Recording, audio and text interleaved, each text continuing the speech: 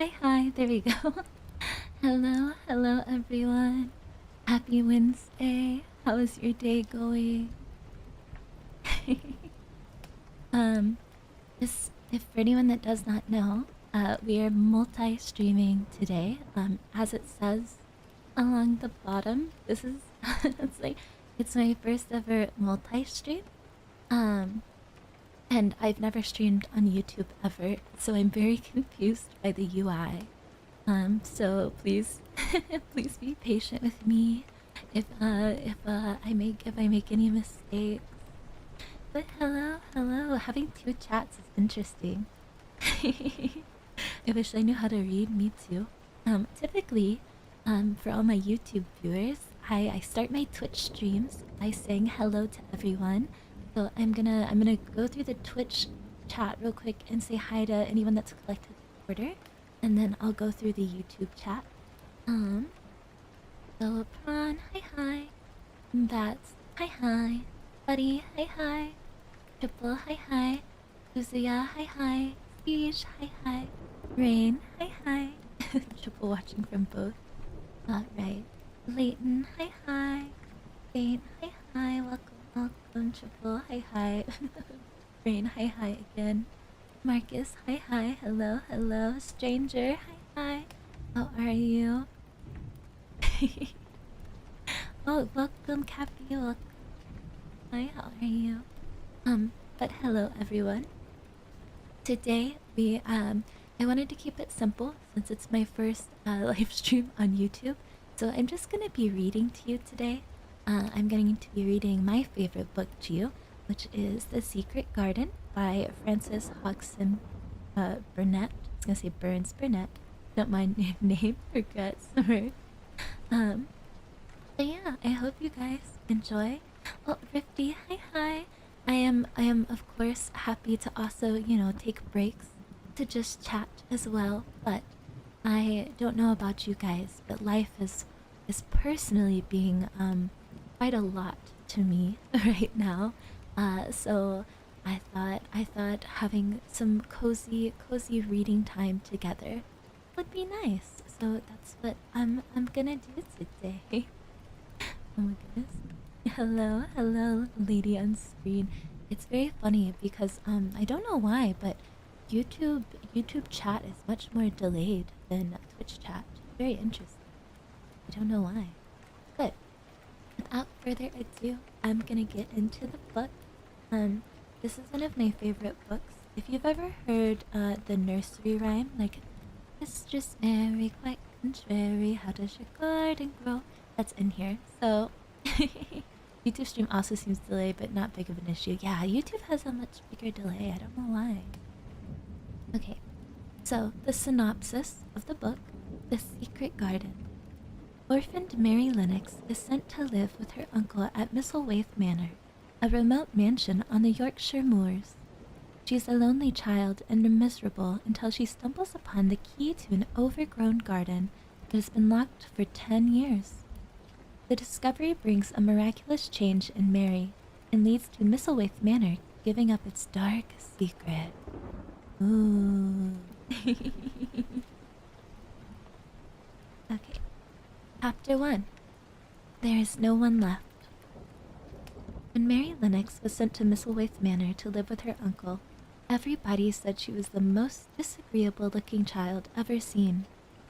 It was true, too. She had a little thin face and a little thin body, thin light hair and a sour expression. Her hair was yellow, and her face was yellow, because she had been born in India and had always been ill in one way or another. Her father held a position under the English government, and had always been busy and ill himself, and her mother had been a great beauty who cared only to go to parties and amuse herself with, it says with gay people, but I'm pretty sure it is, by gay they mean happy in this scenario. I'll do my best to be formal and polite to my other acquaintances.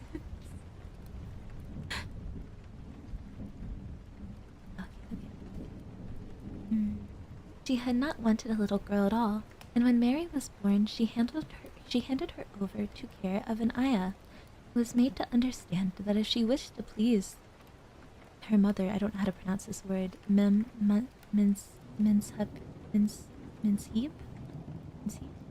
She must keep the child out of sight as much as possible. So when she was a sickly, fretful, ugly little baby, she was kept out of the way. And when she became a sickly, fretful, toddling thing, she was kept out of the way also. She never remembered feeling familiarity, anything but the dark faces of her ayah and the other native servants, and as they always obeyed her and gave her her own way in everything, because the Masaiba would be angry if she was disturbed by her crying. By the time she was 6 years old, she was tyrannical and selfish, a little pig as ever lived. The young English governess who came to teach her to read and write disliked her so much that she gave her place up in 3 months, and when other governesses came to try to fill it, they always went away in a shorter time than the first one. So, if Mary had not chosen to really want to know how to read books, she would never have learned her letters at all.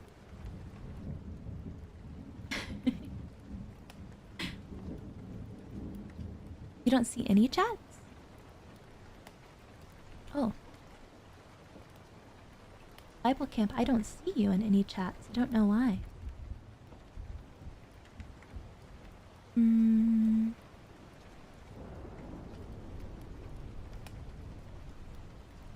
The story is so intense.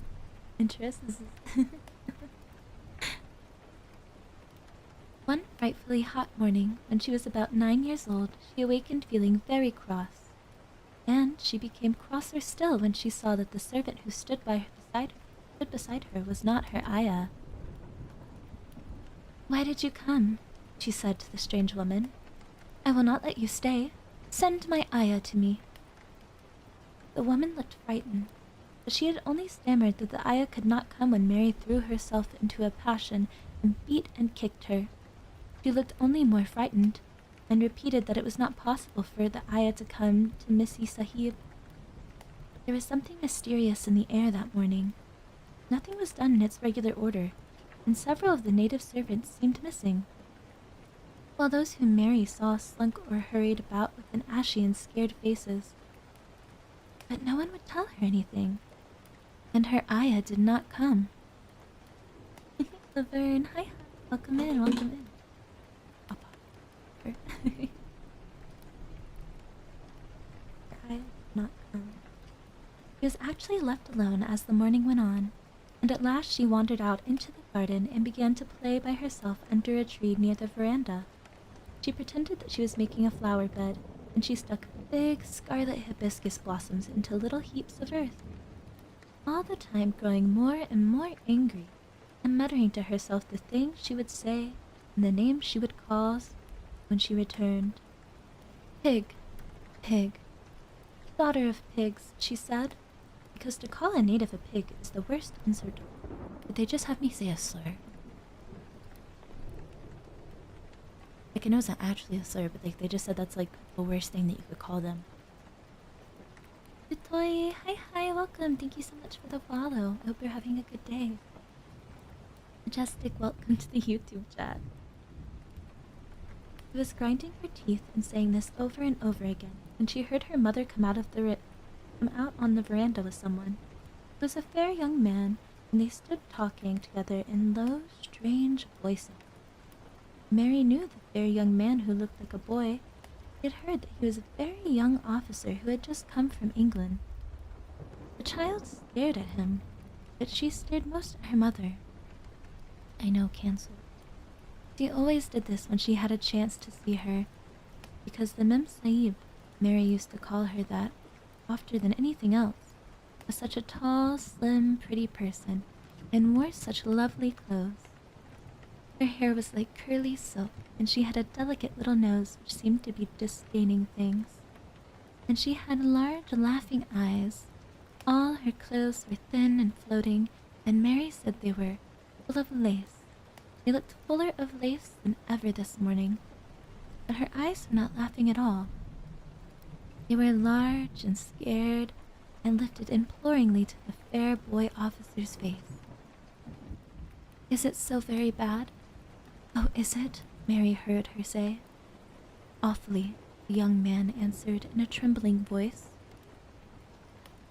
Awfully, Miss Lennox, you ought to have gone to the hills 2 weeks ago. The Memsahib wrung her hands. Oh, I know I ought, she cried. Oh, Damien, hi, welcome. Thank you so much for the follow. Lance, have a good lurk.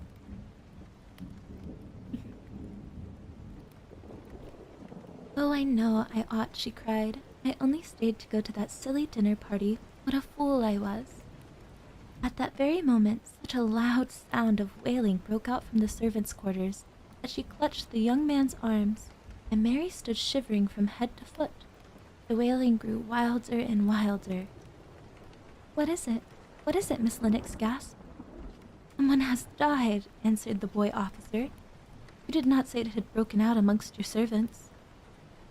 I did not know, the Memsahib cried. Come with me, and she turned and ran into the house. After that, appalling things happened, and the mysteriousness of the morning was explained to Mary. Cholera had broken out in its most fatal form, and people were dying like flies. The ayah had been taken ill in the night, and it was because she had just died that the servants had wailed in the huts. Before the next day, 3 other servants were dead, and others had run away in terror. There was panic on every side, and dying people in all the bungalows. During the confusion and bewilderment of the second day, Mary hid herself in the nursery and was forgotten by everyone. Nobody thought of her, nobody wanted her, and strange things happened of which she knew nothing. Mary alternatively cried and slept through the hours. She only knew that people were ill and that she heard mysterious and frightening sounds. Once she crept into the dining room and found it empty. Oh, a partly finished meal was on the table, and chairs and plates looked as if they had been hastily pushed back when the diners rose suddenly for some reason. The child ate some fruit and biscuits, and being thirsty, she drank a glass of wine, which stood nearly filled. It was sweet, and she did not know how strong it was. Very soon it made her intensely drowsy, and she went back to her nursery and shut herself in again. Frightened by cries she heard in the huts and hurrying sound of feet. The wine made her so sleepy that she could scarcely keep her eyes open. She lay down on her bed and knew nothing more for a long time. Many things happened during the hours in which she slept so heavily. She was not disturbed by the wails, the sound of things being carried in and out of the bungalow. When she awakened, she lay and stared at the wall. The house was perfectly still. She had never known it to be silent before. She heard neither voices nor footsteps, and wondered if everybody had got well of the cholera and all the trouble was over. He wondered also who would take care of her now that her ayah was dead. There would be a new ayah, and perhaps she would know some new stories. Mary had been rather tired of the old ones. She did not cry because her nurse had died. She was not an affectionate child, and had never cared much for anyone. The noise and hurrying about and wailing over the cholera had frightened her, and she had been angry because no one seemed to remember that she was alive. Everyone was too panic-stricken to think of a little girl no one was fond of. When people had the cholera, it seemed that they remembered nothing but themselves. But if people had gotten well again, surely someone would remember and come to look for her. But no one came.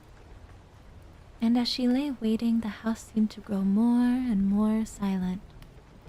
She heard something rustling on the matting, and when she looked down, she saw a little snake gliding along and watching her with eyes like jewels. She was not frightened, because he was a harmless little thing who would not hurt her, and he seemed in a hurry to get out of the room. He slipped under the door as she watched him. How queer and quiet it is, she said. It sounds as if there were no one in the bungalow but me and the snake. Almost the next minute, she heard footsteps in the compound, and then on the veranda. They were men's footsteps, and the men entered the bungalow and talked in low voices. No one went to meet or speak to them, and they seemed to open doors and look into rooms. "What desolation," she heard one voice say. "That pretty woman. I suppose the child, too." I heard there was a child that no one ever saw.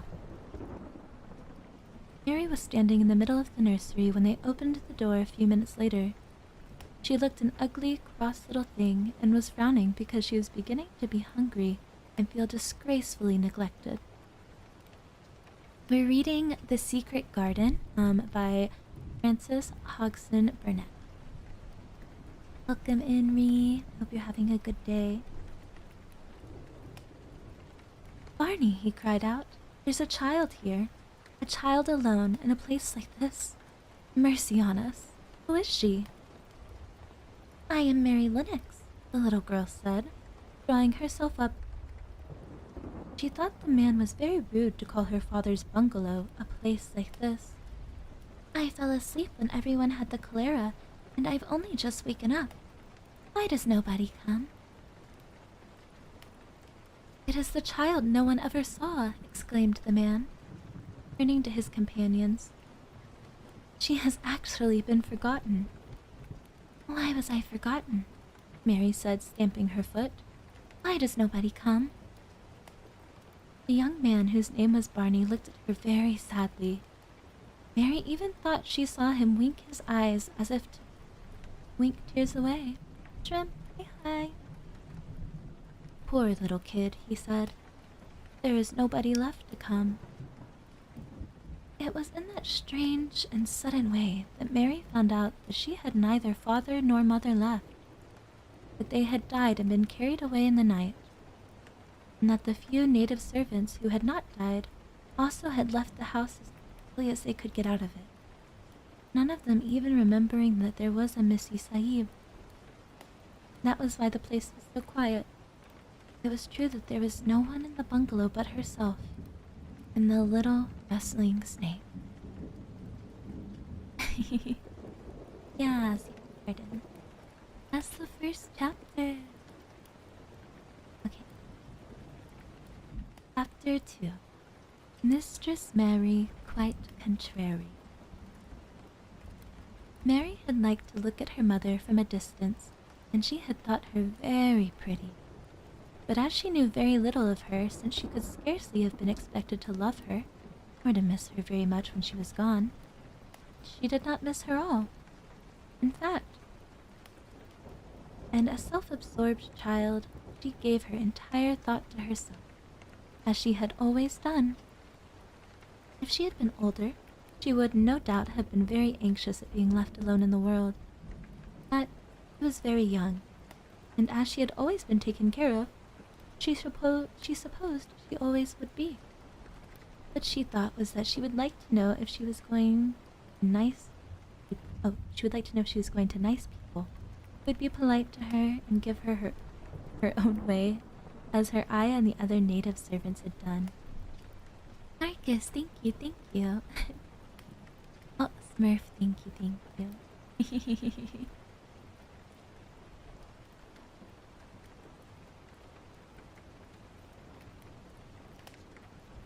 She knew that she was not going to stay at the English clergyman's house where she was taken at first.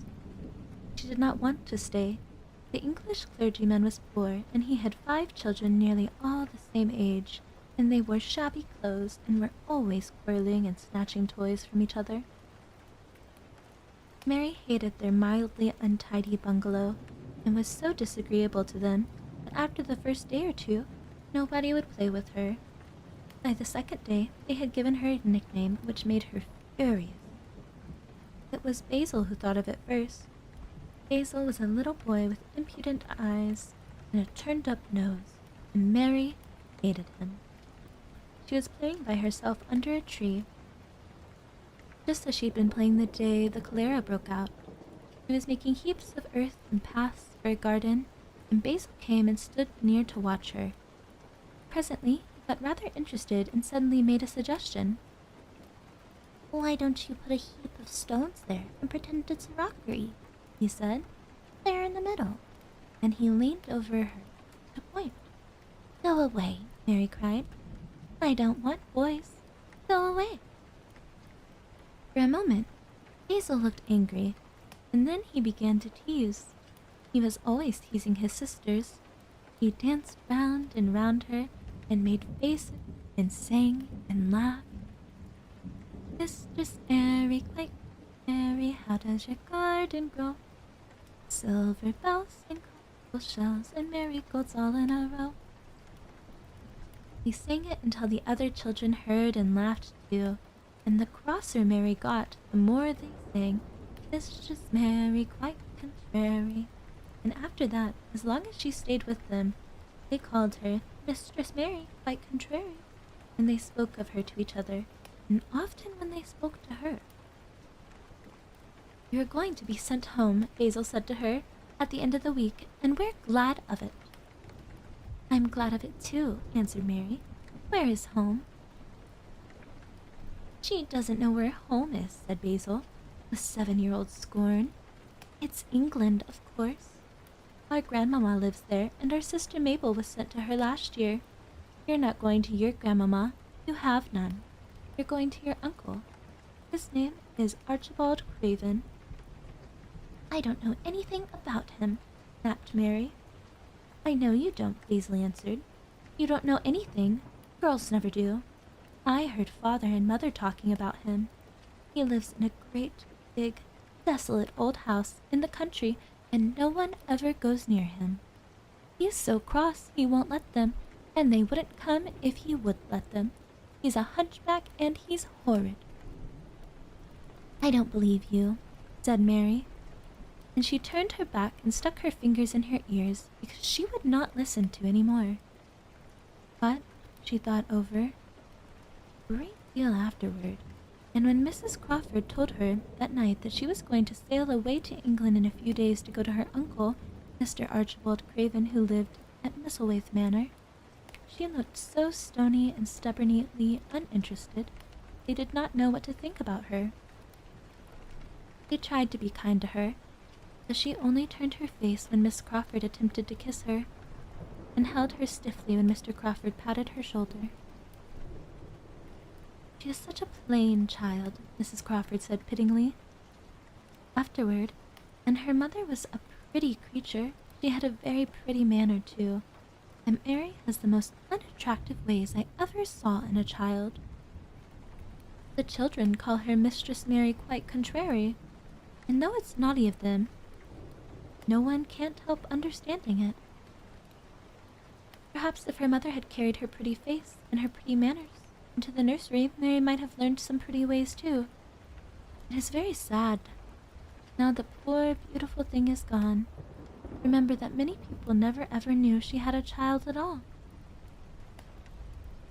"I believe she scarcely ever looked at her," sighed Mrs. Crawford. "When her ayah was dead, there was no one to give a thought to the little thing. Think of the servants running around and leaving her all alone in that deserted bungalow." Colonel McGrew said he nearly jumped out of his skin when he opened the door and found her standing by herself in the middle of the room. Mary made the long voyage to England, under the care of the officer's wife, who was taking her children to leave them in a boarding school. I want to be left in a boarding school. I always wanted to go to a boarding school when I was young, chat. It always just seemed fun.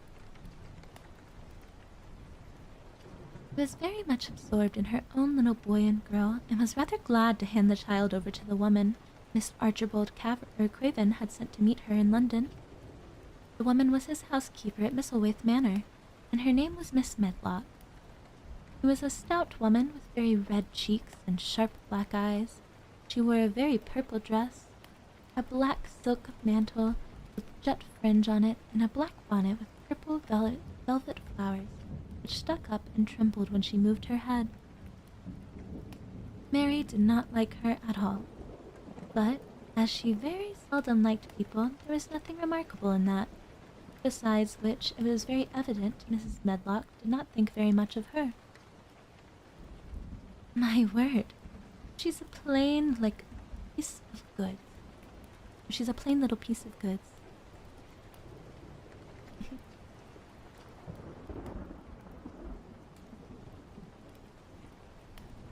There we go, she said. And we'd heard that her mother was a beauty. She hasn't handed much of it down, has she, ma'am? Perhaps she will improve as she grows older, the officer's wife said good-naturedly. If she were not too sallow, and had a nicer expression, her features are rather good. Children alter so much. She'll have to alter a good deal, answers Miss Medlock. And there's nothing likely to improve children at all at Misselthwaite, if you ask me. They thought Mary was not listening because she was standing a little apart from them at the window of the private hotel she had gone to. She was watching the passing buses and cabs of people. She heard quite well and was very curious about her uncle and the place he lived in.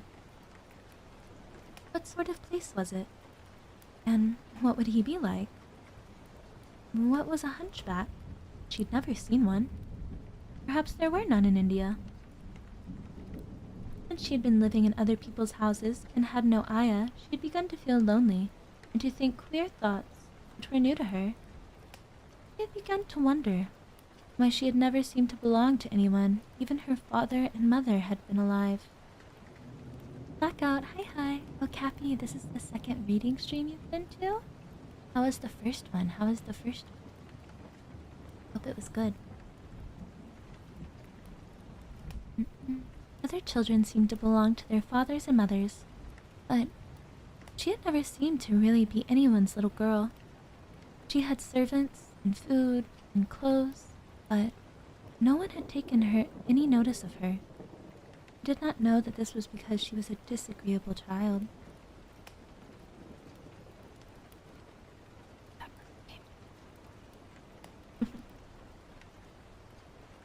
She often thought that other people were. Oh, and of course, she did not know she was disagreeable. She often thought other people were, but she did not know that she was so herself. She thought Mrs. Medlock was the most disagreeable person she had ever seen, with her common, highly colored face and her common, fine bonnet. When the next day they set out to their journey to Yorkshire, she walked through the station to the railway carriage, with her head up, trying to keep as far away from her as she could, because she did not want to seem to belong to her. It would have made her angry to think people imagined she was her little girl. Twisted, hi. Oh, it wouldn't let me mod you before. Hold on.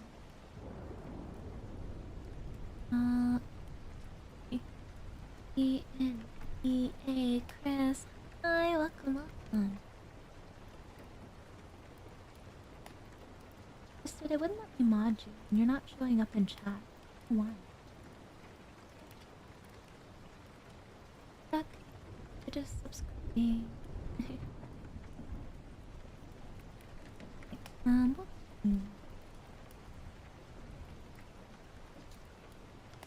But Mrs. Medlock was not in the least disturbed by her and her thoughts. She was the kind of woman who would stand no nonsense from young ones. At least, that is what she would have said if she had been asked. She had not wanted to go to London, just when her sister Maria's daughter was going to be married, but she had a comfortable, well-paid place as a housekeeper at Misselthwaite Manor, and the only way in which she could keep it was to do at once what Mr. Archibald Craven told her to do. She never dared even to ask a question. Captain Lennox and his wife died of the cholera, Mr. Craven had said in his short, cold way. Captain Lennox was my wife's brother, and I am their daughter's guardian. The child is to be brought here. You must go to London and bring her yourself. So, she packed her small trunk and made the journey. Mary sat in her corner of the railway carriage and looked plain and fretful. She had nothing to read or to look at, and she had folded her thin little black-gloved hands in her lap. I'm taking a water.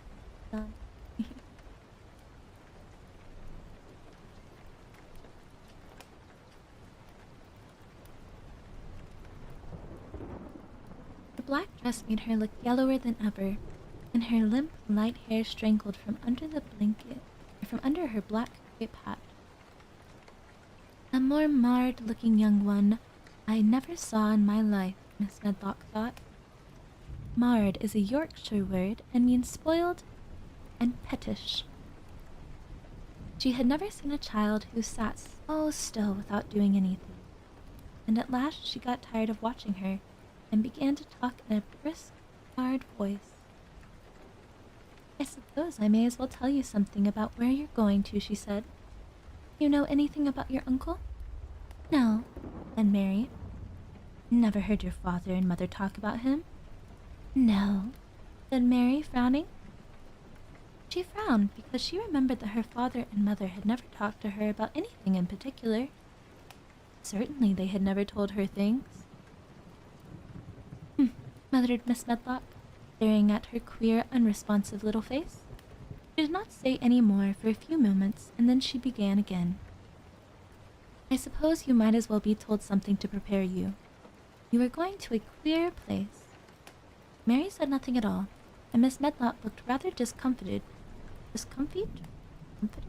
by her apparent indifference. But, after taking a breath, she went on.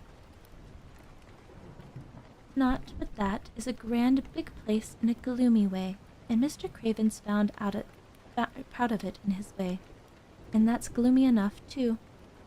The house is 600 years old, and it's on the edge of the moor, and there's near 100 rooms in it, though most of them shut up and locked.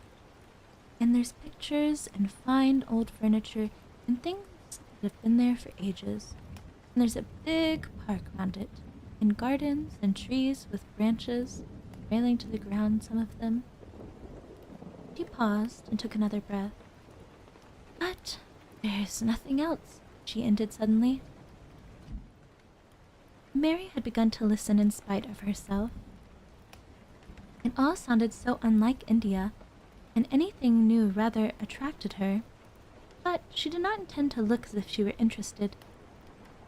That was one of the unhappy, disagreeable ways, so she sat still. Hachi, hi, welcome, thank you so much for the follow. Well, said Miss Medlock, what do you think of it? Nothing, she answered. I know nothing about such places. That made Miss Medlock laugh, a short sort of laugh. She said, but you were like an old woman. Don't you care? It doesn't matter, said Mary. Whether I care or not. You're right enough there, said Miss Medlock. It doesn't. What you're to be kept at Misselthwaite Manor for I don't know, unless because it's easiest way. He is not going to trouble himself about you. That's sure and certain. He never troubles himself about no one. She stopped herself as if she had just remembered something in time. He's got a crooked back, she said. That set him wrong. He was a sour young man and got no good of all his money and big place till he was married. Oh, Radioactive. Hi, welcome to the stream. Mary's eyes turned towards her in spite of her intention not to seem to care. She had never thought about the hunchbacks being married, and she was a trifle surprised. Miss Medlock saw this, and she was a talkative woman. She continued with more interest. This was one way of passing some of the time at any rate. He was a sweet, pretty thing, and he'd have walked the world over to get a blade of grass she wanted. Nobody thought she'd marry him, but she did, and people said she married him for his money, but she didn't. She didn't. Positively, when she died, Mary gave an involuntary jump. Oh, did she die? He exclaimed, quite without meaning to. She had just remembered a French fairy story she had once read called Riquet à la Hope. I don't know if I said it. Oh, Mark Sterling, hi, welcome. Silly Philly, hi, welcome. I'm doing well, I hope you guys are as well. It had been about a poor hunchback and a beautiful princess and it had made her suddenly sorry for Mr. Archibald Cravern. Sushi, hi. Yes, she died, Miss Medlock answered, and it made him queerer than ever. He cares about nobody, he won't see people. Most of the time he goes away, and when he's at Miss Waith, he shuts himself up in the West Wing and won't let anyone but Pitcher see him. Pitcher's an old fellow. He took care of him when he was a child, and he knows his ways. Eduardo, hi, welcome to the stream. It sounded like something in a book, and it did not make Mary feel cheerful. A house with 100 rooms, nearly all shut up and with their doors locked. A house on the edge of a moor, whatever a moor was, sounded dreary. A man with a crooked back who shut himself up also? She stared out of the window, her lips pinched together, and it seemed quite natural that the rain should have begun to pour in gray, slanting lines, and splash and stream down the window panes. If the pretty wife had been alive, she might have made things cheerful by being something like her own mother, and by running in and out and going to parties as she had done in frocks full of lace. But she was not there anymore.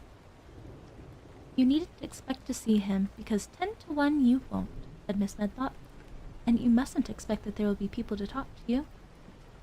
You'll have to play about and look after yourself. You'll be told what rooms you can go into, and what rooms you're to keep out of. There's gardens enough, but when you're in the house, don't go wandering and poking about where Mr. Craven won't have it.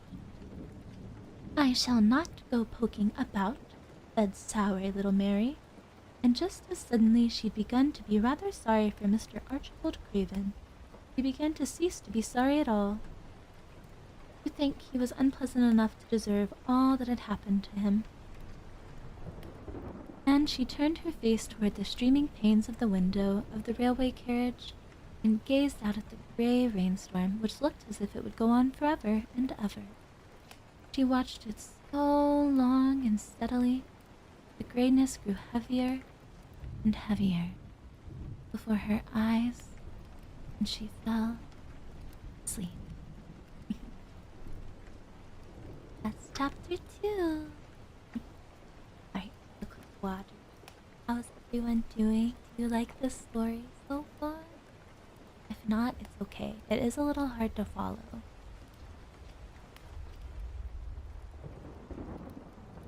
A group of flamingos is called a flamboyance. That is a fun fact. I like that fact.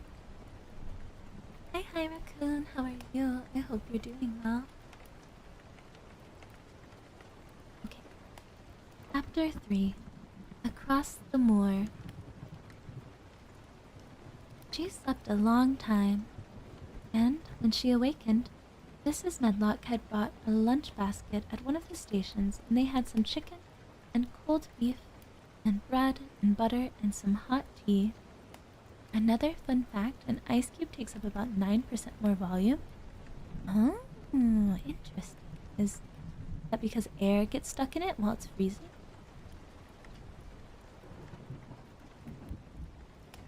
The rain seemed to be streaming down more heavily than ever, and everyone in the station wore wet and glistening waterproofs.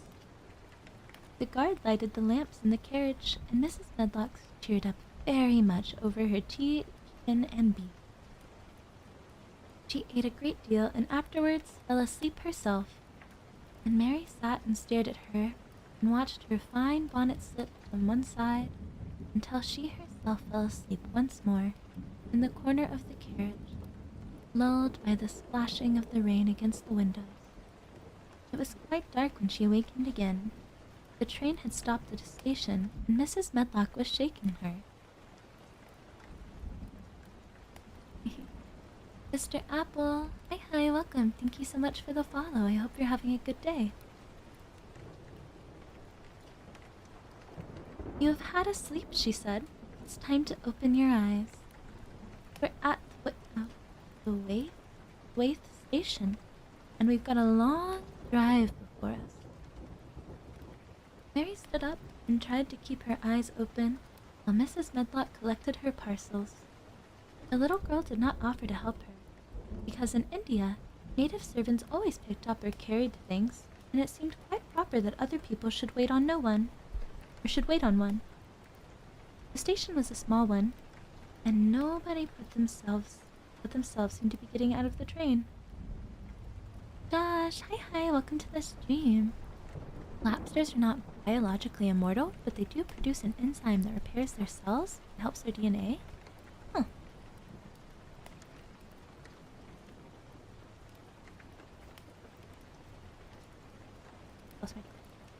I'm gonna start here. The station was a small one, and nobody but themselves seemed to be getting out of the train. The station master spoke to Mrs. Medlock in a rough, good-natured way, pronouncing his words in a queer, broad fashion, which Mary found out afterward was Yorkshire. "I see thou's got back," he said, "and thou's brought thy young un with thee." Young gun? Wow, this is an interesting writing. "Aye, that's her," answered Mrs. Medlock, speaking with a Yorkshire accent herself and jerking her head over her shoulder toward Mary. "How's thy missus?" "Oh, Galahad, hi, welcome to the stream. I hope you're having a good day."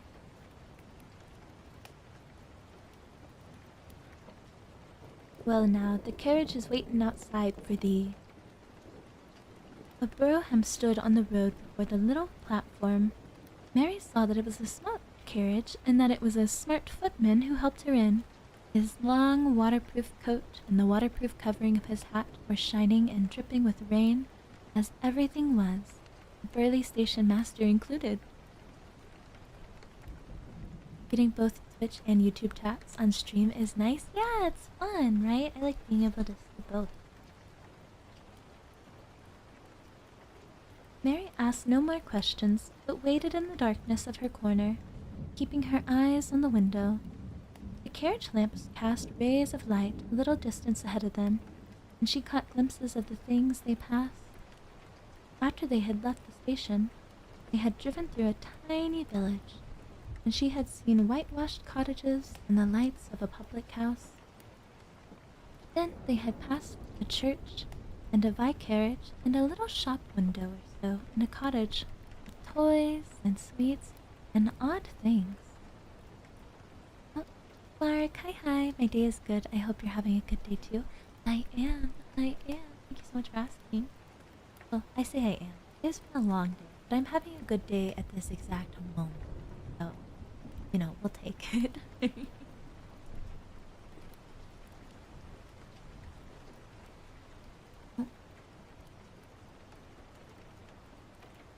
Then they were out on the high road, and she saw hedges and trees. After that, there seemed nothing different for a long time, or at least it seemed a long time to her. At last the horses began to go more slowly, as if they were climbing uphill, and presently there seemed to be no more hedges. Oh, okay, good. You're right.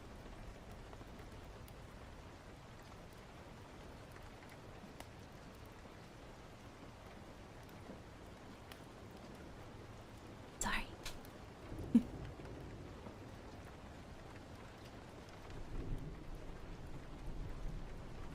At last the horses began to go more smoothly, as if they were climbing uphill, and presently there seemed to be no more hedges and no more trees. She could see nothing, in fact, but dense darkness on the other side. She leaned forward and pressed her face against the window, just as the carriage gave a big jolt.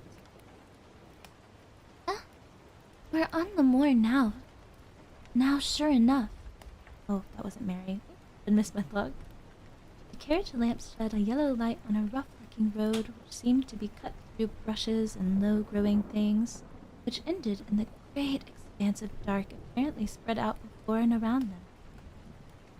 The wind was whistling and making a singular, wild, low, rushing sound. It's not the sea, is it?" said Mary, looking round at her companion.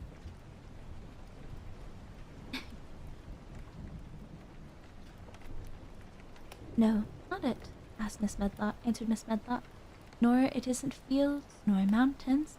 It's just miles and miles of windland that nothing grows on but heather and gorse and broom, and nothing lives on wild ponies, and sheep. I feel as if I might be the sea. I feel as if it might be the sea. If there were water on it, said Mary. It sounded like the sea just now. That's the wind blowing through the bushes, Miss Medlock said. It's a wild, dreary enough place to my mind, though there's plenty like that, particularly the heathers in bloom. On and on they drove through the darkness, and though the rain stopped, the wind rushed by and whistled and made strange sounds. The road went up and down, and several times the carriage passed over a little bridge beneath which water rushed very fast, with a great deal of noise. Mary felt as if the drive would never come to an end, and that the wide, bleak moor was a wide expanse of black ocean through which she were passing on a strip of dry land. I don't like it, she said to herself. I don't like it. And she pinched her thin lips more tightly together. The horses were climbing up a hilly piece of road when she first caught a sight of light. Mrs. Medlock saw it as soon as she did and drew a long sigh of relief. Ah, I'm glad to see that a bit of light twinkling, she exclaimed. It's the light in the lodge window. We shall get a good cup of tea after a bit, at all events. It was, after a bit, as she said, for when the carriage passed through the park gates there were still 2 miles of avenue to drive through, and the trees, which nearly met overhead, made it seem as if they were driving through a long, dark vault. They drove out of the vault into a clear space and stopped before an immensely long but low-built house, which seemed to ramble around a stone court. At first, Mary thought that there were no lights at all in the windows, but as she got out of the carriage, she saw that one room in a corner upstairs showed a dull glow.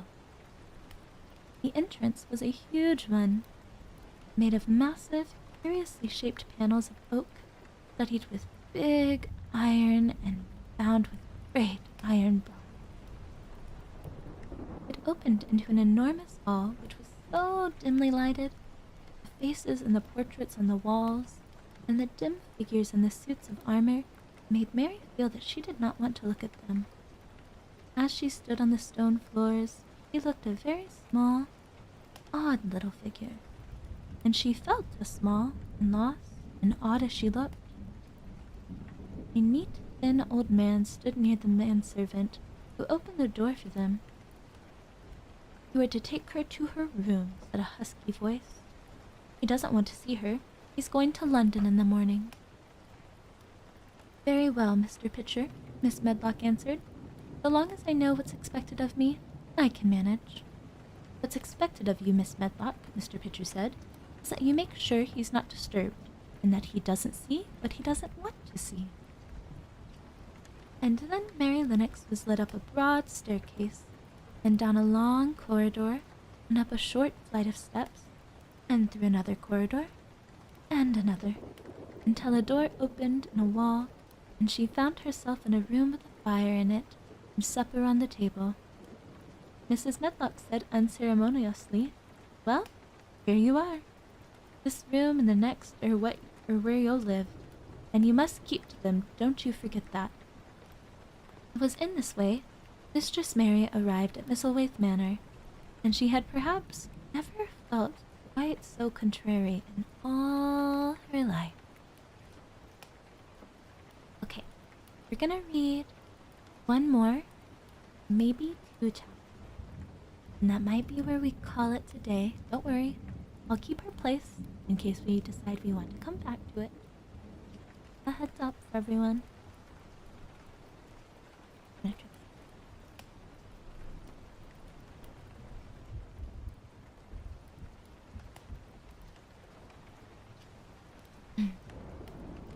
Chapter 4. Martha. When she opened her eyes in the morning, it was because a young housemaid had come into her room to light the fire and was kneeling on the hearth rug raking out the cinders noisily.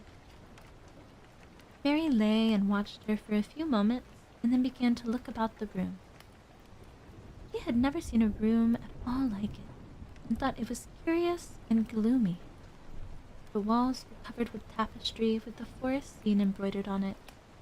There were fantastically dressed people under the trees, and in the distance there was a glimpse of turrets of the castle.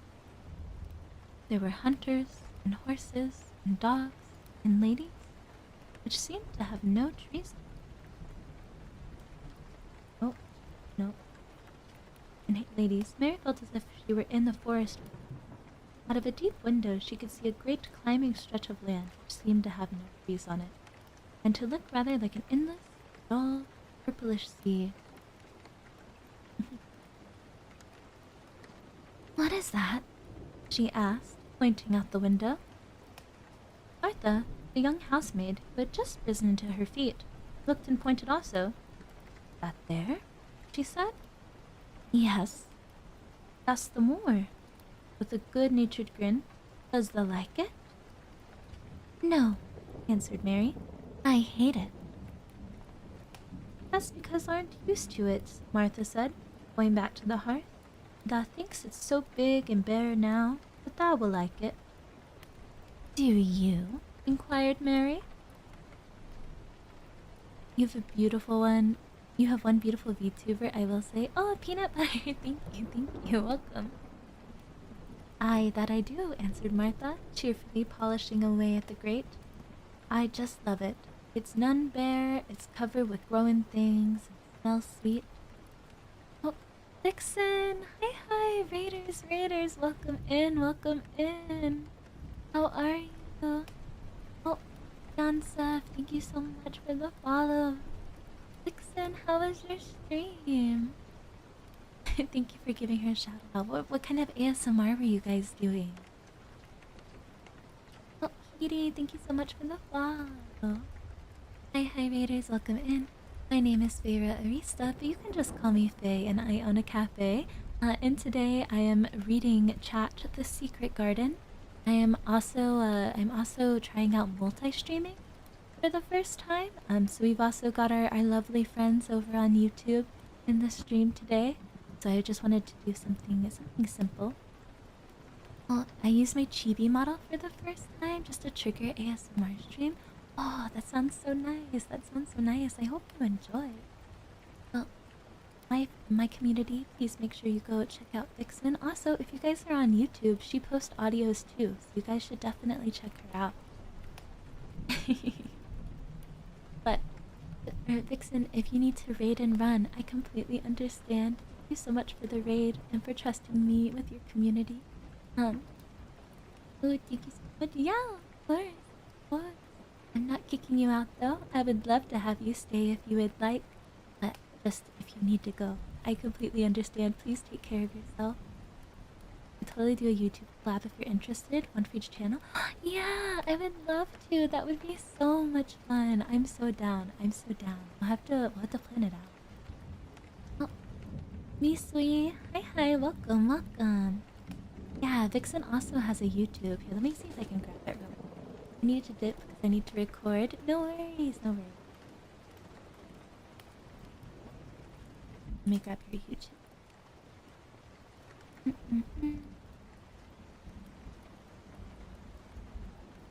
Do you on Discord? Is that okay? Yeah. It's the same username.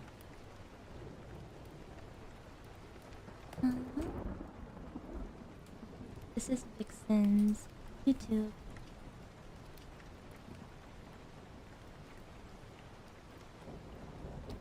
Please go check her out. She's super sweet. Vicky, hi, hello. I hope you're having a good day. Welcome in. Okay, I'm gonna get back reading. But good luck with recording, Vixen. I hope it goes well.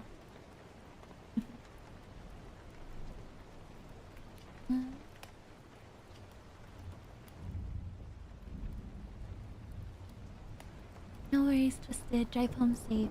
We're hanging out. And started the beginning. Let's see. Aye, that I do, answered Martha, cheerfully polishing away at the grate. Oh, also Keith, thank you for the follow. I'm sorry if I didn't see. I just love it. It's none bare, it's covered with growing things and smells sweet. It's fair lovely in spring and summer when the gorse and broom and heathers in flower. It smells o' honey, and there's such a lot of fresh air, and the sky looks so high, and the bees and skylarks make such a nice noise humming and singing. I wouldn't live away from the moor for anything. Mary listened to her with a grave, puzzled expression. The native servants she had been used to in India were not in the least like that. They were servile and did not presume to talk to their masters as if they were equals. They made solemns and called themselves protector of the poor and names of that sort. Indian servants were commanded to do things, not asked. It was not custom to say please and thank you, and Mary had always slapped her ayah in the face when she was angry. She wondered a little what this girl would do if one slapped her in the face. It was a round, rosy, good-natured looking creature, but she had a surly way, which made Mistress Mary wonder if she might not even slap back, if the person who slapped her was only a little girl. Bye, Triple. Take care. Thanks for hanging out. You are a single servant, she said from the pillows rather haughtily. Martha sat up on her heels with her blacking brush in her hand and laughed without seeming the least out of temper. I know that, she said. If there was a grand missus of Misselthwaite, I would never have been even one of the under housemaids. I might have been let to be a scullery maid, but I'd never have been let upstairs. I'm too common and I talk too much for Yorkshire. But this is a funny house for all it's grand. Seems like there's neither master nor mistress except Mr. Pitcher and Mrs. Medlock. Mr. Craven, he won't be troubled about anything when he's here, and he's nearly always away. Mrs. Medlock gave me the place out of kindness, and she said she could never have done it if Misselthwaite had been like other big houses. Are you going to be my servant? Mary asked, still in her imperious little Indian way. Martha began to rub her grate again. I'm Mrs. Medlock's servant, she said stoutly, and she's Mr. Craven's, but I'm to do the housemaid's work up here and wait on you a bit. But you won't need much waiting on. Who is going to dress me? Demanded Mary.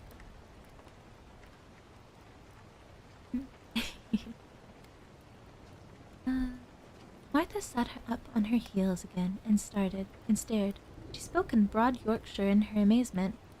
Can I dress myself? What do you mean? I don't understand your language, said Mary. Let's see. Hi, welcome. Thank you so much for following. I hope you're having a good day. Hey, I forgot, Martha said.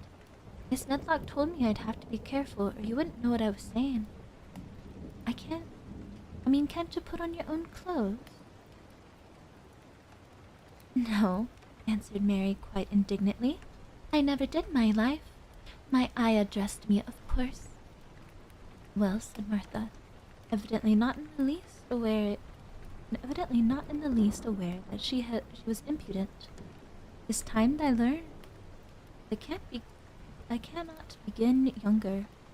It'll do thee good to wait on thyself a bit. My mother always said she couldn't see why grand people's children didn't turn out fair fools. What's with nurses and being washed and dressed and took out of walk as if they were puppies? It is different in India, said Mistress Mary disdainfully. She could scarcely stand this, but Martha was not at all crushed. I can see it's different, she answered almost sympathetically. I dare say it's because there's such a lot of blacks there instead over... Oh, this is really racist. I'm not reading this part.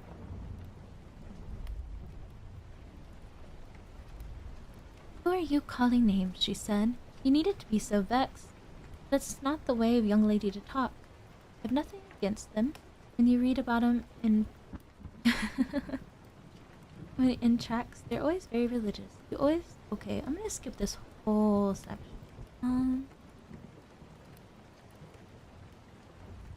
Mary did not even try to control her rage and humiliation. You thought I was... You'd... How? I forgot how racist old literature was. The book is a classic. It's public domain now. So old, but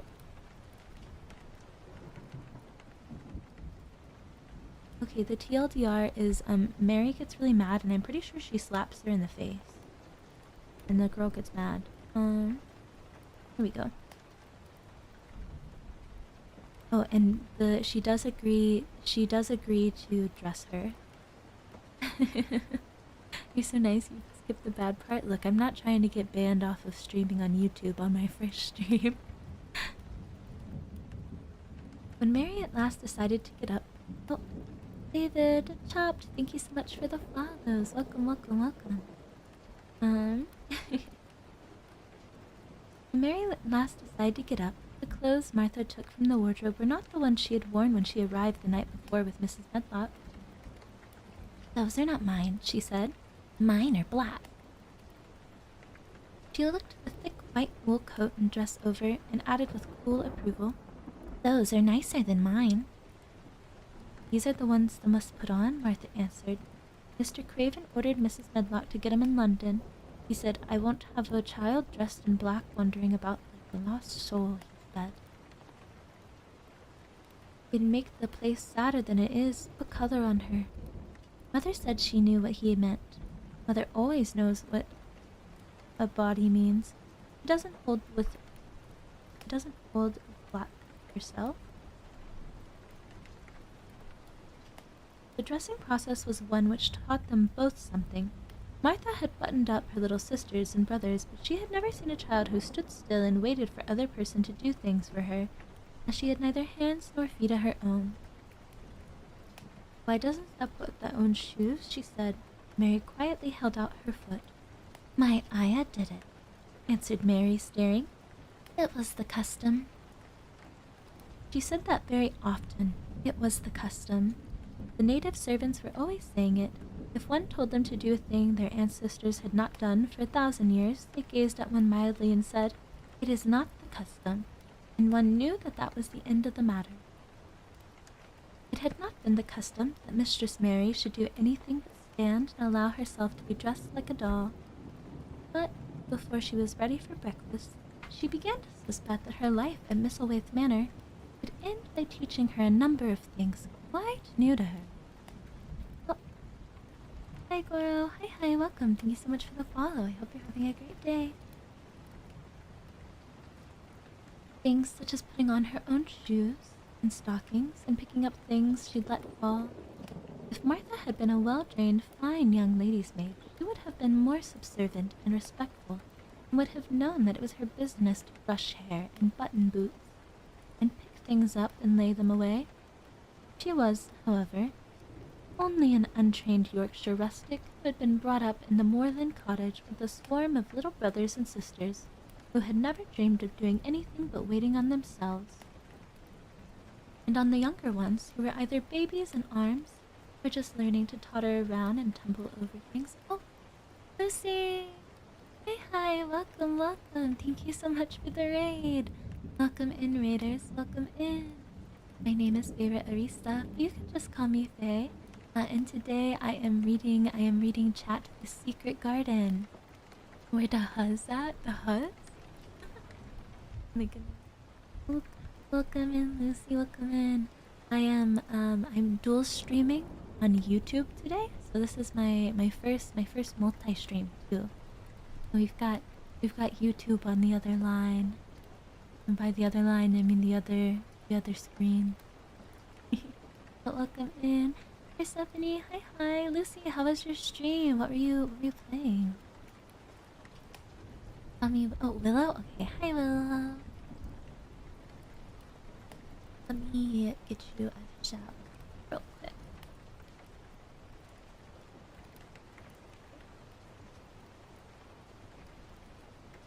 There we go. What kind of ASMR were you guys doing? What has Faye been up to anyways? A lot of life. There's been a lot of life that happened today. Oh, thank you for the hydrate prawn. Sorry I missed the last.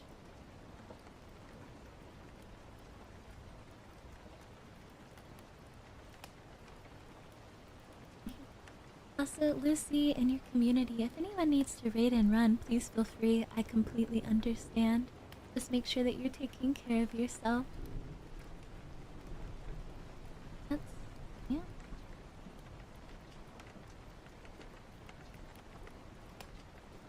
If Mary Lennox had been a child who was ready to be amused, she would perhaps have laughed at Martha's readiness to talk. But Mary only listened to her coldly and wondered at her freedom of manner. At first, she was not at all interested, but gradually, as the girl rattled on in her good-tempered, homely way, Mary began to notice what she was saying. "Hey, you should see 'em all," she said. "There's 12 of us. And my father only gets 16 shillings a week until my mother's put to get forage for 'em all. They tumble out of thy moor and play there all day. Mother says it's the air the moor fattens them. She says she believes they eat grass same the wild ponies do. Our Dickon, he's 12, and he's got a young pony he calls his own." "Where did he get it?"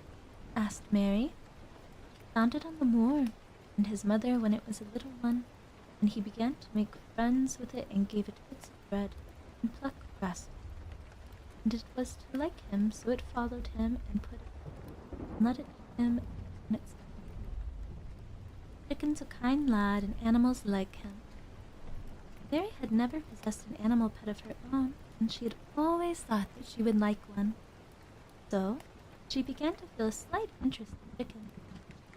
And, as she had never before been interested in anyone but herself, it was the dawning of a healthy sentiment. When she went into the room, which had been made into a nursery for her, she found that it was rather like the one she had slept in. It was not a child's room, but a grown-up person's room, with gloomy old pictures on her walls and heavy oak chairs.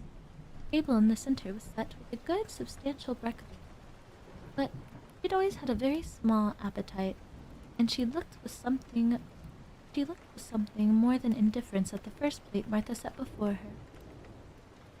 "I don't want it," she said. "That doesn't want thy porridge?" Martha exclaimed incredulously. "No." "It doesn't know how good it is. Put a bit of treacle on it, or a bit of sugar." "Smurf, bye-bye. Thank you so much for hanging out. Have a great day."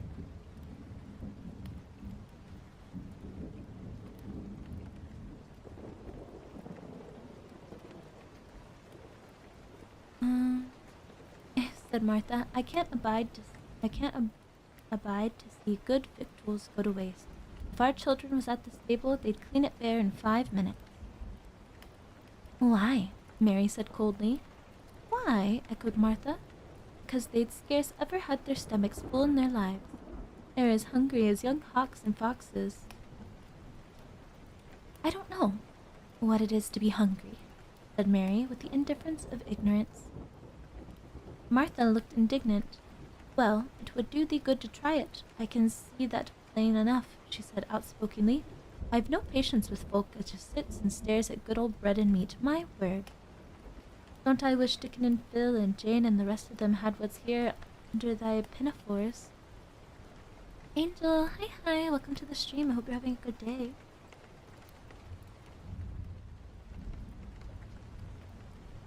"Why don't you take it to them?" "It's not mine," answered Martha stoutly, "and this isn't my day out. I get my day out once a month, same as the rest. Then I go home and clean up for Mother and give her a day's rest." Mary drank some tea and ate a little toast and some marmalade. "You wrap up warm and run out and play, you. It'll do you good and give you stomach for your meat." Yeah. Hello. Spiral, Derpy, hi, how are you? I hope you guys are having a good day.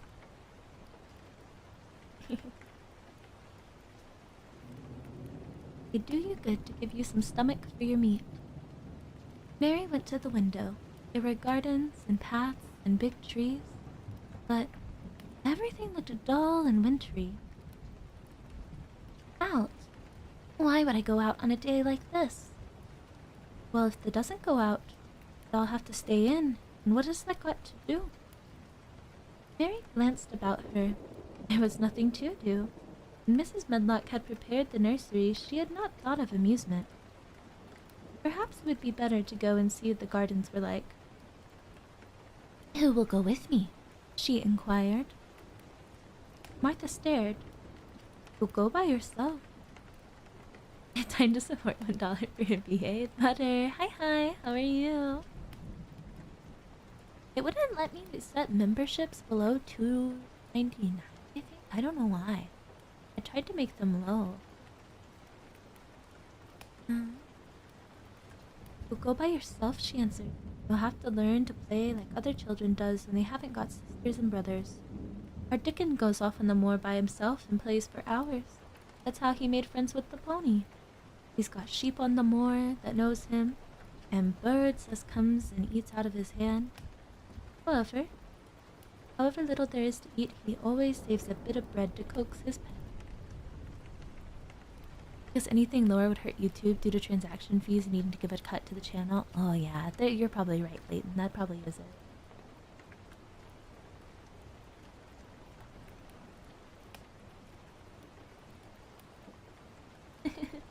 Oh my god, Butter! Thank you so much for the super. Oh, is that what they're called? That's what they're called, right? Thank you so much. That's very kind of you. Thank you. I don't know. Thank you. Mudkip, hi, how are you? Yeah, super chat. Oh, thank you so much. That's very kind. I appreciate it. Oh, Vicky, thank you for the super. Thank you for the super. Very kind of you. Thank you for the hydrates. The posture check, silly. Are you falling asleep? Sorry. Let me get back to reading.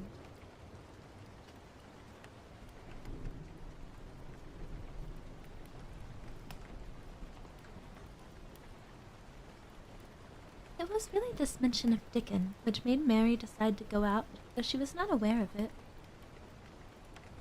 There would be birds outside, though there would not be ponies or sheep. They would be different from the birds in India, and it might amuse her to look at them. Martha found her coat and hat for her and a pair of stout little boots, and she showed her her way downstairs. Aw, thank you so much, Butter. That's so kind. If that goes round the way, that'll come to the gardens, she said, pointing to a gate in a wall of shrubbery. There's lots of flowers in the summertime, but there's nothing bloomin' now. She seemed to hesitate a second before she added, One of the gardens is locked up. No one has been in it for 10 years. Why? Asked Mary in spite of herself. There was another locked door added to the hundreds in the strange house. Mr. Craven said to shut it when his wife died so sudden. He won't let no one go inside. It was her garden. He locked the door and dug a hole and buried the key. Oh, there's Miss Medlock's bell ringing. I must run. After she was gone, Mary turned down the walk which led to the door in the shrubbery. She could not help thinking about the garden which no one had been into for 10 years. She wondered what it would look like, and whether there were any flowers still alive in it. When she had passed through the shrubbery gate, she found herself in the great garden, with the wide lawns and winding walks, with clipped borders. There were trees and flower beds and evergreens, clipped into strange shapes. I'm gonna go now. Amazing job for your first multi-stream. Have a good day and take care. No worries, Ree. Thank you so much for stopping by and hanging out. I hope you have a great rest of your day.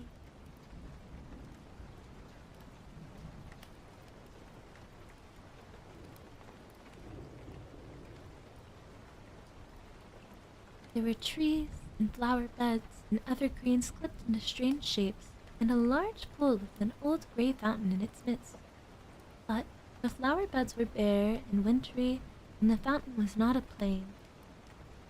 This was not the garden which shut up. How could a garden be shut up? You can always walk into a garden. was just thinking this when she saw that at the end of the path she was following seemed to be a long wall with ivy growing over it.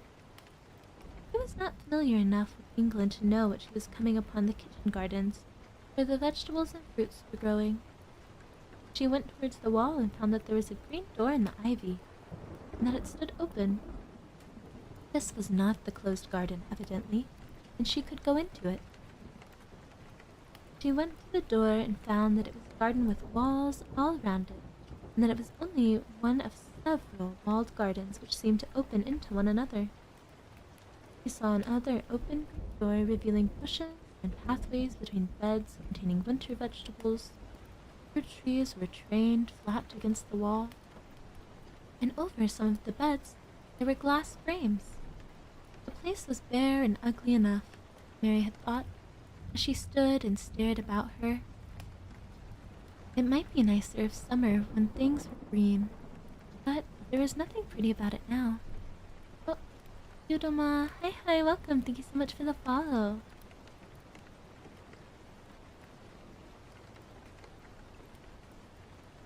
Presently, an old man with a spade over his shoulder walked through the door, leading from the garden. He looked startled when he saw Mary, and then touched his cap. He had a surly old face, and did not seem at all pleased to see her.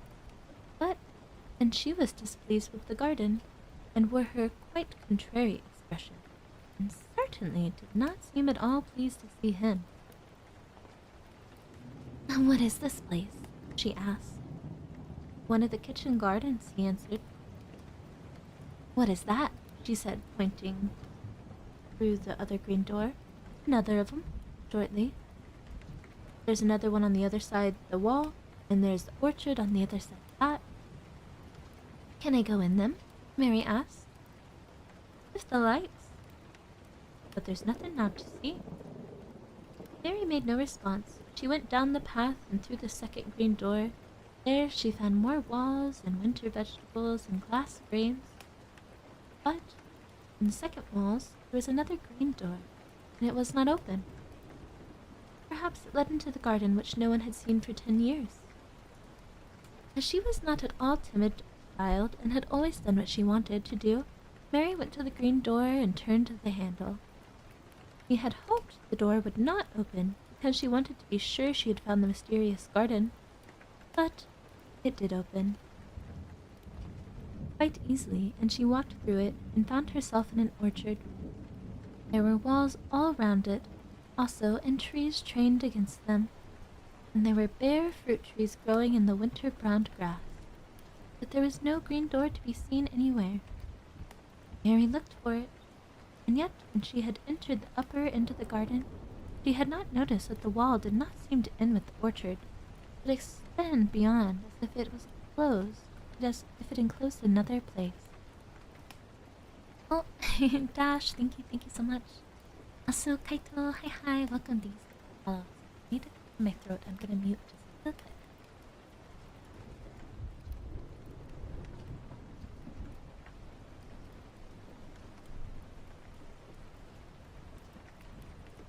And drink water.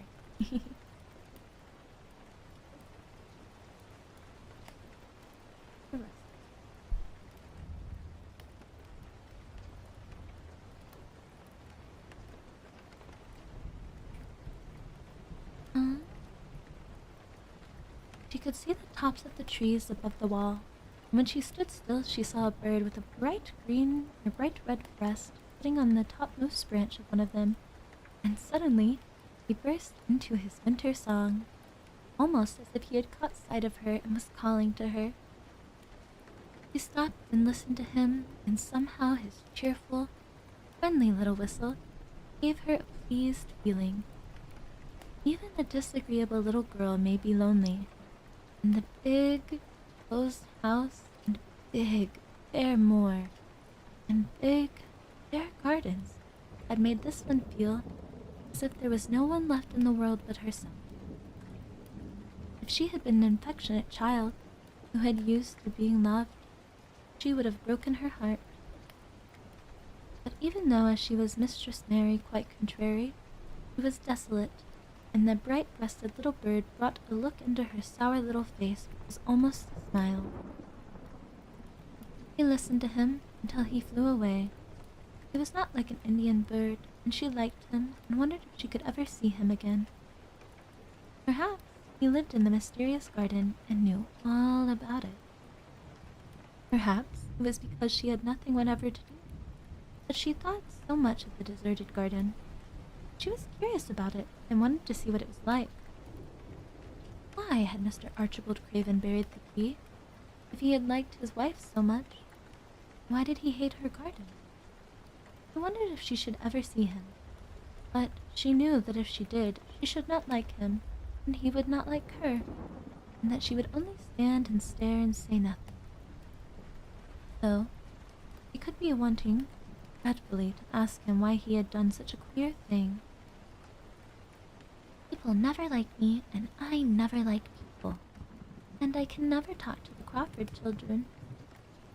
Talk as the Crawford children could. They were always talking and laughing and making noises. She thought of the robin, and of the way he seemed to sing his song at her. And she remembered the treetop he perched on. She stopped rather suddenly on the path. I believe that tree was in the secret garden.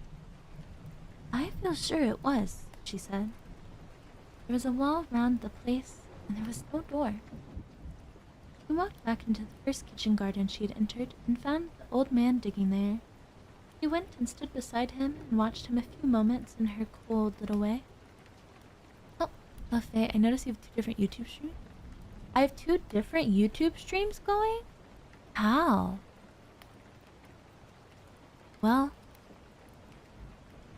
I'll delete one of them. I don't know how to stop it.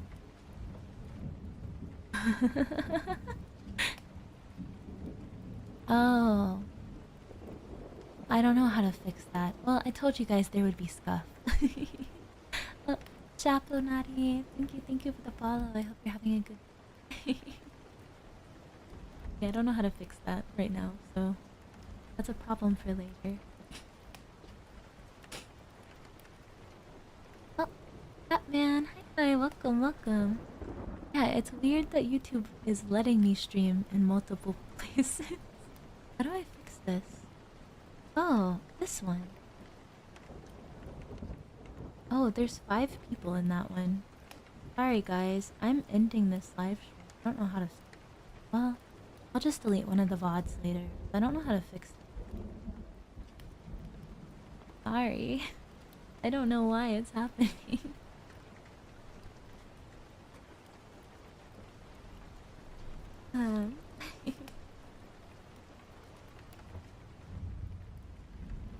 Okay, let's see.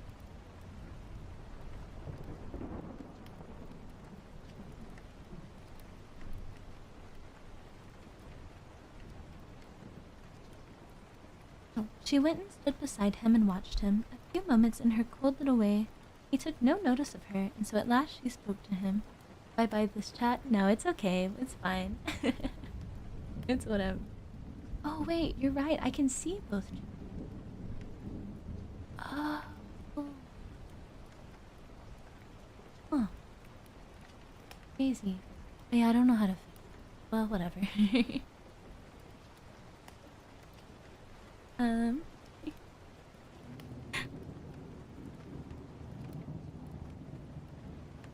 I've been into other gardens, she said. There was nothing to prevent thee, he said crustily. I went into the orchard. There was no dog at the door to bite thee, he said. There was no door there into the other garden, she said. What garden? He said, in a rough voice, stopping his digging for a moment. No one on the other side of the wall, answered Mistress Mary. There are trees there. I saw the tops of them. A bird with a red breast was sitting on one of them, and he sang. To her surprise, the surly old weather-beaten face actually changed its expression. A slow smile spread over it, and the gardener looked quite different. It made her think that it was curious how much nicer a person looked when he smiled. He had not thought of it before. I just saved you guys from the most gross burp.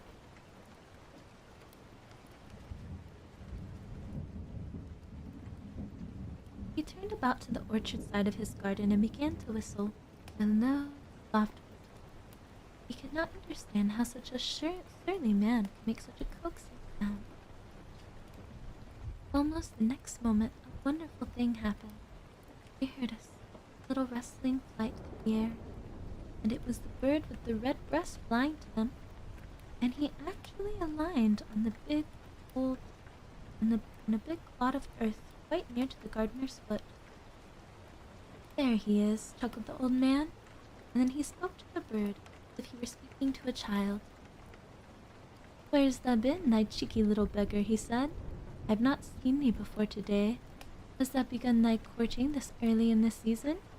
Thou'rt too forward." The bird put his tiny head on one side and looked up at him with soft, bright eyes just like a black dewdrop. He seemed quite familiar and not the least afraid. He hopped about and pecked the earth briskly, looking for seeds and insects. It actually gave Mary a queer feeling in her heart, because he was so cheerful and pretty and seemed so like a person. He had a tiny, plump body with a delicate beak and slender, delicate legs. "Will he always come when you call him?" she asked, almost in a whisper. "Aye, that he will. I've known him ever since he was a fledgling. He come out the nest in other gardens, and when first he flew over the wall, he was too weak to fly back for a few days, and we got friendly. When he went over the wall again, the rest of the brood was gone, and he was lonely, and he came back to me." "What kind of bird is he?" Mary asked. "Doesn't thee know? He's a robin, red-breasted, and they're the friendliest, curious birds alive. They're almost as friendly as dogs, if you know how to get on with them. Watch him pecking about there and looking around at us now and again. He knows we're talking about him." It was the queerest thing in the world to see the old fellow. He looked as the plump little scarlet waistcoated bird as both proud and fond of him. "He's a conceited one," he chuckled. "He likes to hear folk talk about him. And curious, bless me, there is never his like. For curiosity and meddlin', he's always coming to see what I'm plantin'. He knows all the things Mr. Raven never troubles himself to find out. He's the head gardener, he is." The robin hopped about busily, pecking the soil, and stopped and looked at them a little. Mary thought his black dewdrop eyes gazed at her with great curiosity. It really seemed as if he were finding out all about her. The queer feeling in her heart increased. "Where did the brood fly to?" she asked. "There's no knowing. The old ones turn 'em out to their nests and make 'em fly, as then they're scattered before you know it. This one was a knowin' one, and he knew he was lonely." Mistress Mary went a step nearer to the robin and looked at him very hard.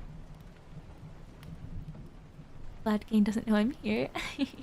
I Batman. "I'm lonely," she said. She had not known it before that this was one of the things which made her feel sour and cross. She seemed to find it out when the robin looked at her, and she looked at the robin. The old gardener pushed his cap back on his bald head and stared at her for a minute. "Aren't thou the little witch from India?" Mary nodded. "Then no wonder thou'rt lonely. Thou'lt be lonelier before thou is done." He began to dig again, driving his spade deep into the rich black garden soil, while the robin hopped about very busily. "What's your name?" Mary inquired. He stood up to answer her. "Finn Weatherstaff," he said, and then he added with a surly chuckle, "I'm lonely myself, except when he's here with me," and he jerked his thumb toward the robin. "He's the only friend I got." "I've got no friends at all," said Mary. "I never had. My ayah didn't like me, and I never played with anyone." It is a Yorkshire habit to say what you think with blunt frankness, and old Finn Weatherstaff was a Yorkshire moor man. And me, that and me are a good bit alike, he said. We was wove of the same cloth. We're neither of us good looking, and we're both of us sour as we look. We've got the same nasty temper, there's both of us, I warrant. This was plain speaking, and Mary Lennox had never heard the truth about herself in her life. Native servants had always salaamed and submitted to you, whatever you did. She had never thought much about her looks, but she wondered if she was unattractive as Ben Woldoff, and she also wondered if she looked as sour as he had looked before the robin came. My king, no. She actually began to wonder to herself also if she was nasty-tempered. She felt uncomfortable. Suddenly, a clear rippling little sound broke out near her, and she turned round. She was standing a few feet from a young apple tree, and the robin had flown on to one of its branches and had burst out into a scrap of a song. Ben Weathersnaff laughed outright. "What did he do that for?" asked Mary. "He made up his little mind to make friends with thee," replied Ben. "Dang me if he hasn't took a fancy to thee." "To me?" said Mary, and she moved toward the little tree softly and looked up. "Would you make friends with me?" she said to the robin, just as if she was speaking to a person. "Would you?" And she did not say it either in her hard little voice or her imperious Indian voice, but in a tone so soft and eager and coaxing that Ben Weathersnaff was as surprised as she had been when she heard him whistle. "Why," he cried out, "thou said as nice as a human, as if that was a real child instead of a sharp old woman. Thou said it almost like Dickon talks to his wild things on the moor." "Do you know Dickon?" Mary asked, turning round rather in a hurry. "Everybody knows Dickon. Dickon's wandering about everywhere. The very blackberries and heather bells know him. I warrant the foxes know him where their cubs lie, and the skylarks doesn't hide their nests from him." Mary would have liked to ask more questions. She was almost as curious about Dickon as she was about the deserted garden. But just that moment, the robin, who had ended his song, gave a little shake of his wings, spread them, and flew away. "Twisted, welcome home." "Hero, hi, welcome. Thank you so much for the follow." He had made his visit, and he had other things to do.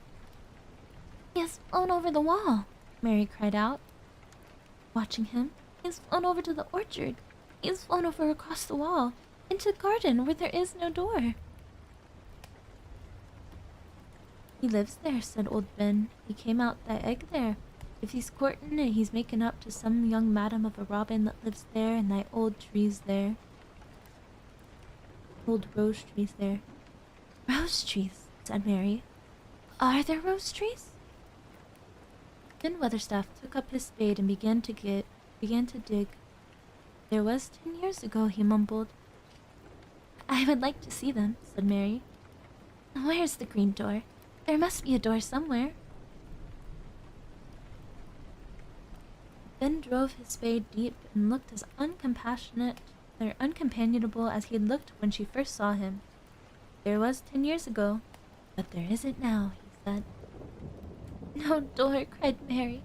"There must be." "None is anyone can find, and ain't none is anyone's business. Don't you be a meddlesome wench and poke your nose where it's no cause to. Here, I must go on with my work. Get you gone and play you. I've no more time." And he actually stopped digging, threw his spade over his shoulder, and walked off, without even glancing at her or saying goodbye. Okay, we've read 50 pages, chat. So that is where we're gonna stop today. Thank you so much for hanging out with me and for coming to the multi-stream. Sorry it's so scuffed. I didn't realize on YouTube I have 2 streams going at the same time somehow. And I don't know why it did that or how to fix it next time. But thank you guys so much for watching and hanging out. see who we are going to raid into. I'm gonna be honest. I don't know how rating works on YouTube, so I'm just going to end the streams on YouTube. Sorry. Emoldly. Hi, welcome. Thank you so much for follow. But thank you guys so much for watching. It means a lot to me. I hope you guys enjoyed this story. I'm going to end the YouTube streams now, and then we'll raid out on Twitch. But thank you so much. Sending you guys lots of love. Good night, YouTube. YouTube has something equivalent. Okay, goodbye, YouTube. I'll miss you guys. I'm gonna post my upload schedule for the month of August this weekend. So I will see you next time. Bye bye. I have to end the second one. I don't know how to end the second. Do I just go back to the second one? Exit. Hold on. I have to figure out how to end the second stream. I don't know how to do it. Take me to YouTube Studio. I go. Which one is still live? This one is still live. Oh, I don't know how to. I don't know. Yeah, I don't have the command set for. Oh, this is how. Okay, bye YouTube. Love you.